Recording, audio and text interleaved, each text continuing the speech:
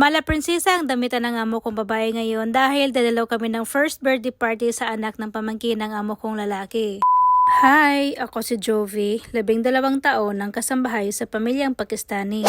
Sobrang nagandahan talaga ako dito sa amo kong babae kahit nakatalikod yan siya. Tingnan nyo yung damit niya sa likod. Sobrang ganda niya tingnan lalo na kapag makaharap yan siya. Nandito nga pala kami ngayon sa Dwight Palace para attend ang first birthday party sa anak ng pamangkin ng amo kong lalaki. Hindi nang tagal, nagsimula na din kaming magdasal para sa bata. May worship song, tapos ito yung pastor namin. Nagbasa siya ng Biblia, tapos nagdasal kami para sa bata. Pero itong bata nasa harap, hindi yan ang birthday boy. Ibang bata yan. Pagkatapos magdasal ay lumabas ng birthday boy.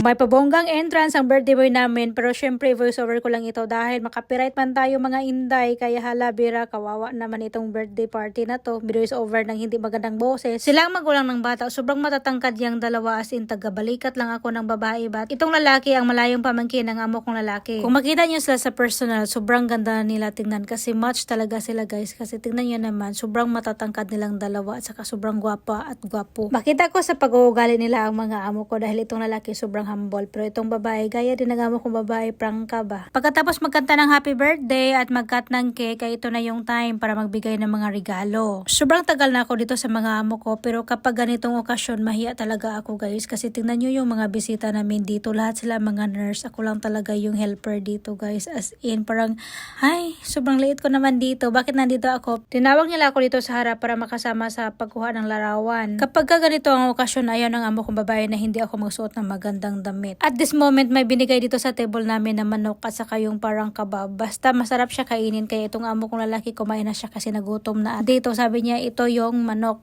At syempre mag-video ako. At sabi din ni madam na ako din kunan mo ako ng video dito sa manok. O, diba? Ang galing. Model sa manok yarn pero hindi kumain dahil matakot siya baka matanggal yung ngipin niya ba. At habang nakaupo kami dito, sinabihan na kami na ready na ang pagkain, pwede na kaming kumain dahil mag-picture-picture na lang sila dito, nagbigay ng mga regalo, mga ganon. Pero itong mga amo ko, tapos na sila nagbigay ng regalo. At tingnan nyo sila guys, sobrang gwapo at sobrang mga ganda. Tingnan nyo yung ilong, sobrang tangos. At ito na ang pinakamalaking regalo na natanggap ni birthday boy, pati yung papa na sorpresa. At dito na side, nandito din ang pastor namin kasama ang asawa niya at saka kasama namin sa simbahan. At isa din ito si pastor sa sobrang supportive sa akin. Kapag nakita niya na nagpicture lang ako, Joby punta ka doon, picturean kita. Joby punta ka doon, kasama nila picturean ko kayo. Fast forward, kumain na kami at ito yung kinain namin. Yung amo kong babae dahil yung kinain niya may sabaw-sabaw. Tapos yung sa akin, ay naku, puno yung plato ko ng pansit at saka ng kanin.